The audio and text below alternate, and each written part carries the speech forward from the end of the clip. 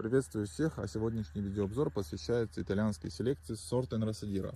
Это ремонтантный тутаймер, который плодоносит на побегах первого и второго года. Сорт очень высокоурожайный, урожайность достигает 2,5-3 кг с одного куста. В 2015 году данный сорт выиграл Malinois Factory как самый лучший сорт.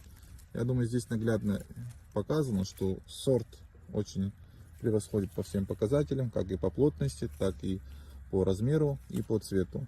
Он не темнеет после того, как мы ее срываем. Себестоимость сбора очень низкая, так как ягода очень легко срывается. Немного ее потянув, и она сразу остается в руке. Я думаю, это все на видео показано, это не наиграно. Сорт очень красивый, с ароматом, с блеском. Ягоды достигают около 8-7 граммов. Бывает, конечно, где и 12 граммов, но это в редких случаях. Обычно средний